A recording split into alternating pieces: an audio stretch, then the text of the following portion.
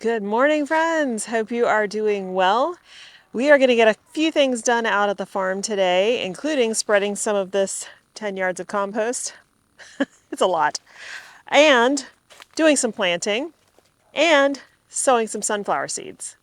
So, the first thing we're going to do is go ahead and spread compost in the bed that we sowed sunflower seedlings in. There's a section that we chunked out that has no soil in it, so we're going to fill that up. Then we're going to direct sow our sunflowers. And this is just the next week. I try to sow every week, sometimes fall off that wagon, but we do the best we can. So this week we're going to be sowing Pro Cut Orange. Just a single variety. That's your classic orange sunflower with the brown center. So we're going to sow those. Next week it looks like it's going to be Double Quick and my remaining sunflower Steve Marley mix. These are precious seeds, so I don't have very many of them. Then we're going to take our compost and add it to the pollinator patch bed that we cleaned out the other day, and the small dahlia bed that grew from seed that we also cleaned out the other day. We have some plants to put in them. First thing we have is this Oenanthera. This is also known as evening primrose. This one's called Twilight. I got it because I really love that foliage. That's unusual for a primrose, an evening primrose. And this is what the flower looks like. Now, this is a bit of a risk for me. This says grows 10 inches tall by 18 inches wide. So it doesn't get nearly as tall as the ones, the traditional yellow ones that grow in my garden. I never planted them there. They just showed up, probably come in on a bird. But they tend to spread more than I would like them to. So I don't know how this one's going to perform, but we will see. Since it's only going to get 10 inches tall, it's going to go more in the front of a border. Then we have a Coreopsis. Now, this coming year, I'm going to start a bunch from seed. I used to grow these from seed all the time, and then I just kind of stopped. But I'm going to start a few more so we can add them out here. But this one is Uptick Gold Bronze, and you can see those very pretty little flowers there. This one gets 14 inches tall by 14 inches wide. It has a mounding form. So the only thing with Coreopsis that I've noticed is that after transplant, it tends to dry down really fast. So these are fairly drought tolerant once they're established, but it takes a while. So I'm going to need to come out here every day and make sure it has extra water, even though those beds are on irrigation, because this guy will shrivel up and die. Echinacea does the same thing for me.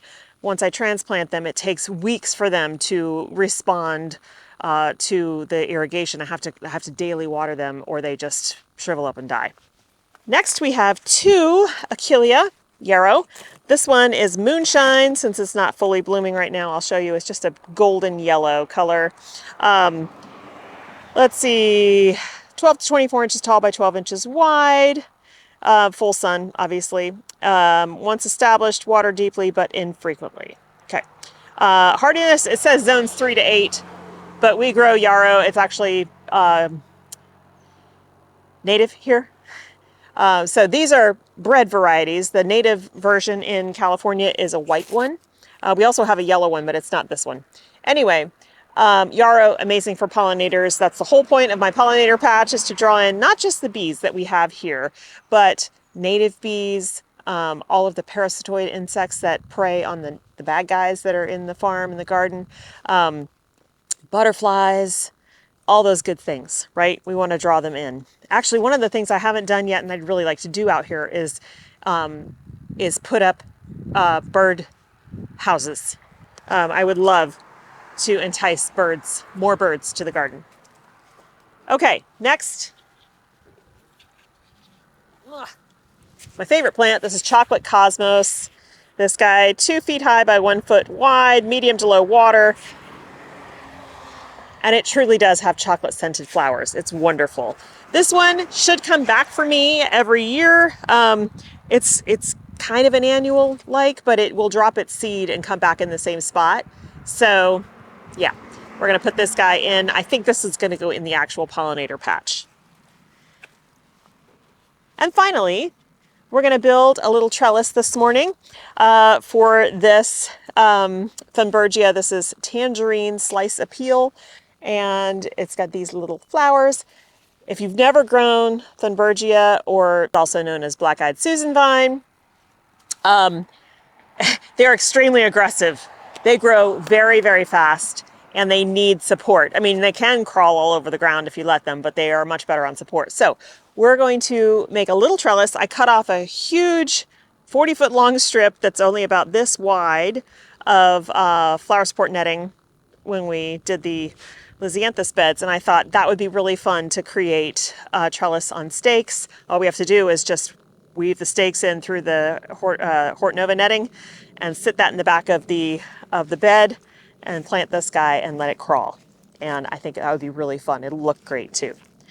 Okay, so that is the plan for the day. And if we still have a lot of time left, I don't know how that'll go, but there's lots to do at home as well. So let's get started. I cannot wait to start moving this compost.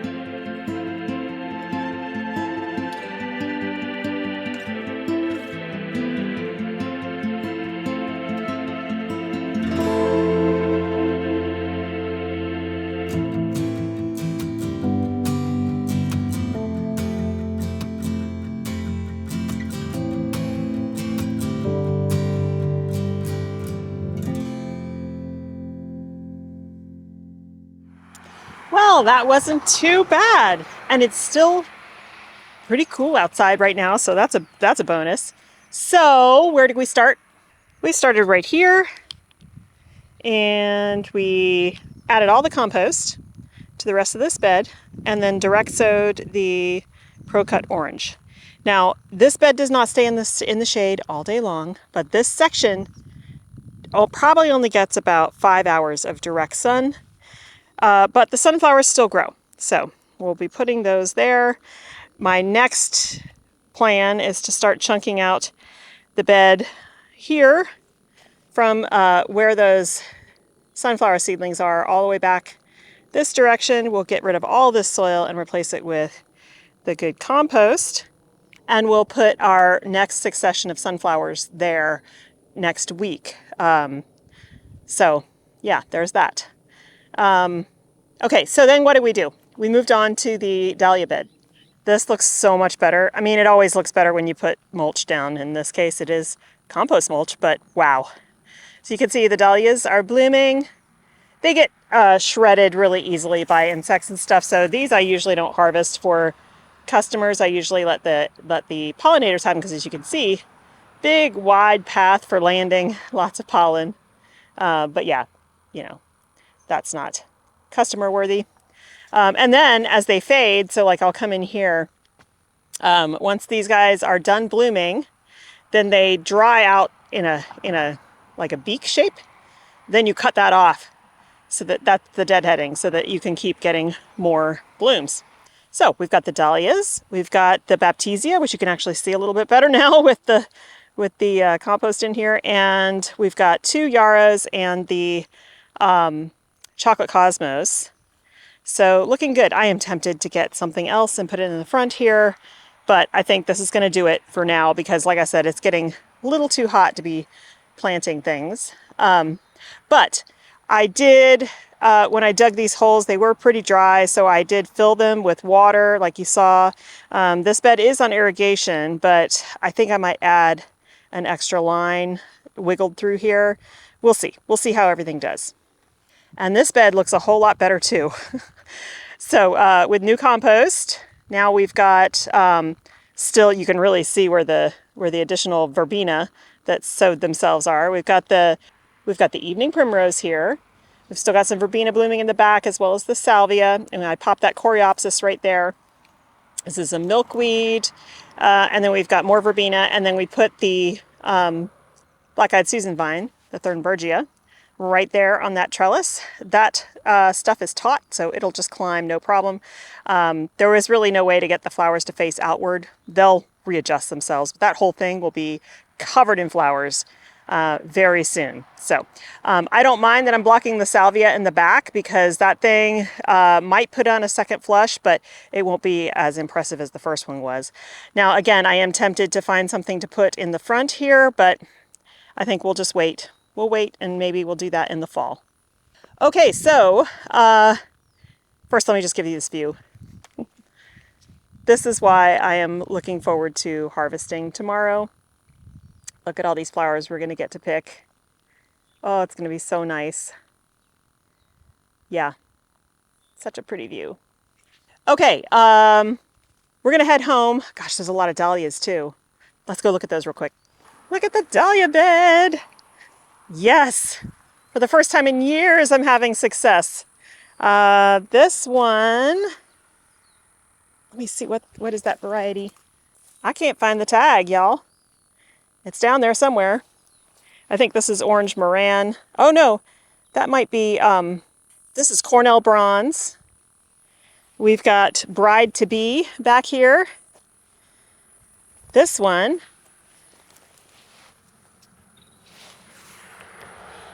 called Cha Cha Ching.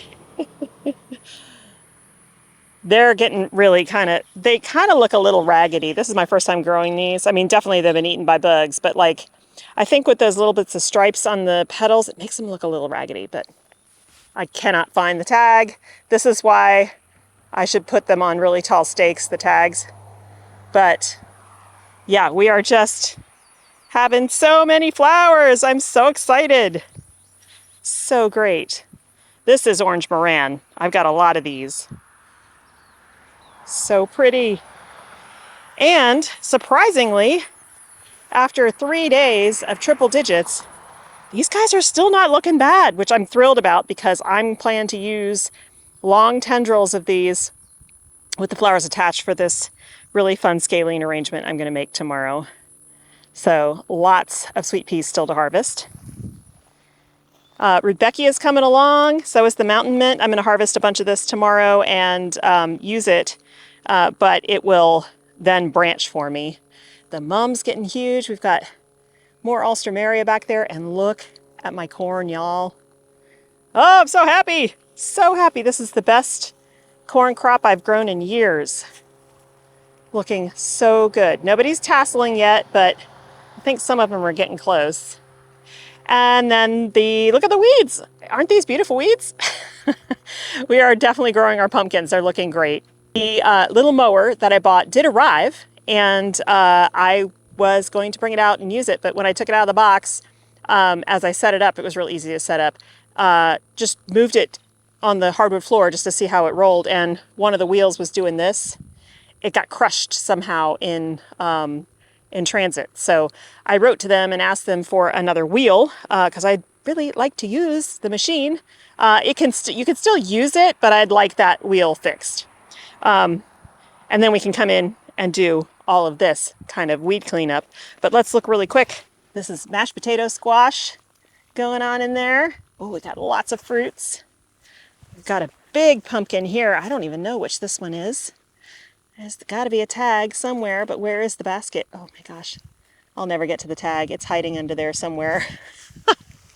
Oh, abominable. This is abominable pumpkin. That's right.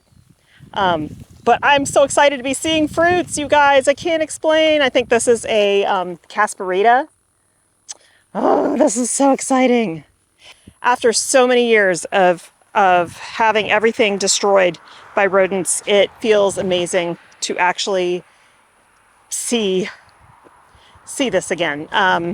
You get to a point when you have, like, it was almost 4 years of massive destruction for me. I started to feel like I couldn't grow anything. Like I was a terrible gardener and farmer. But I was just battling things that I couldn't battle easily. So yeah, tasseling. Look at that.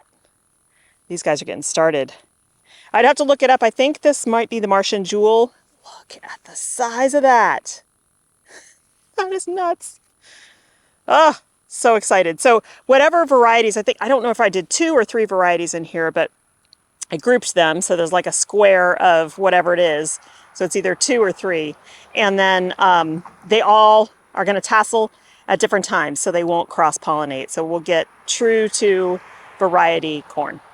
Okay, we're going to head home. And I think, since it's still relatively cool, even though it'll be in direct sun, we're going to go ahead and pull the garlic and transplant our sweet potato slips. And they look awful. This is the normal way they look when they come through the mail. There's no leaves on them. It's just a little stick. But they are alive.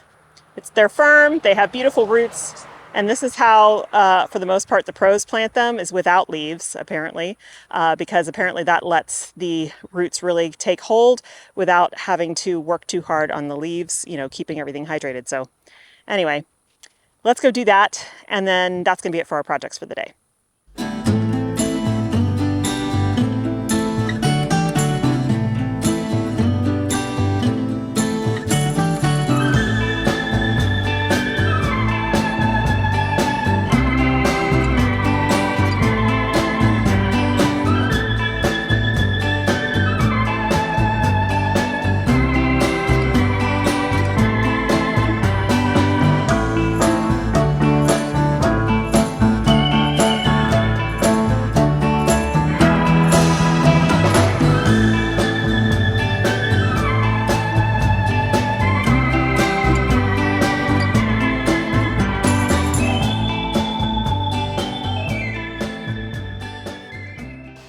Okay, it's time to plant the sweet potato slips. Now, this bed, as you saw, I just removed the garlic that was hardneck.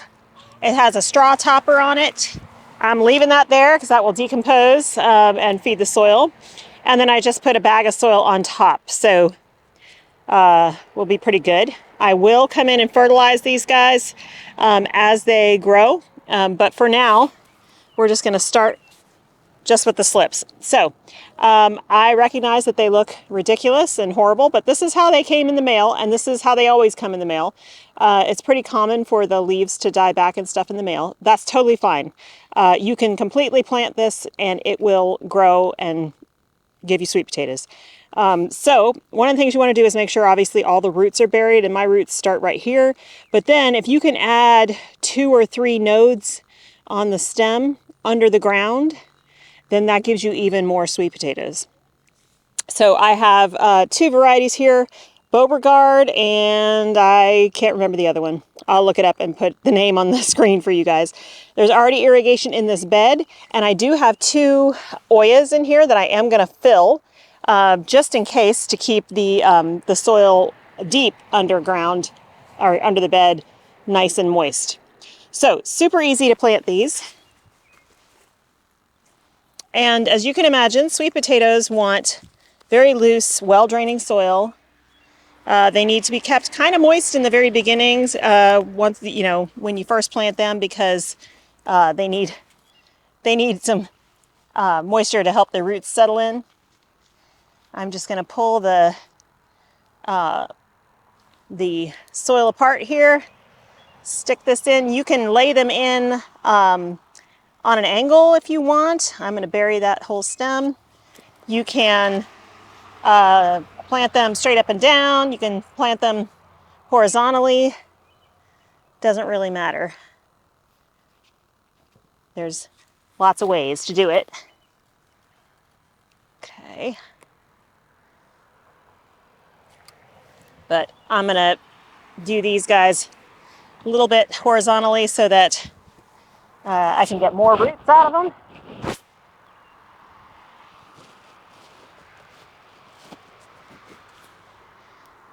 Yeah, and like I said, they're going to look terrible for a little while, but then they'll start packing on the leaves and they'll look really nice. Okay. All right, go to the other side and do the rest. As you can see, in all 4 corners of this bed, I have squashes growing. This one, and I forgot to put the labels, of course. This one looks like a Casparita. It's got little cute little white pumpkins on it. These others, I'm pretty sure, are winter squashes of some variety, but all of these have fruit on them, which is great.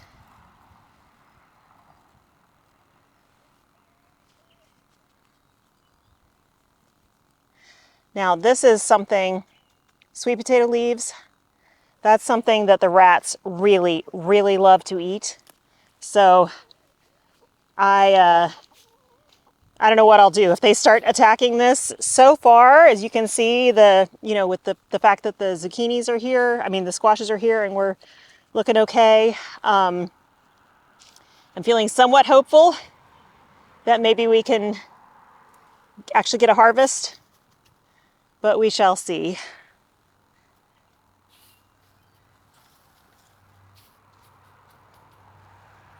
Okay, still have a few here.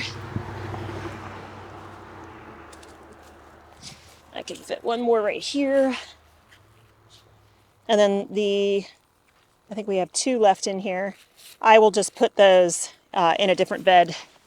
All right, and then we're just gonna water them in.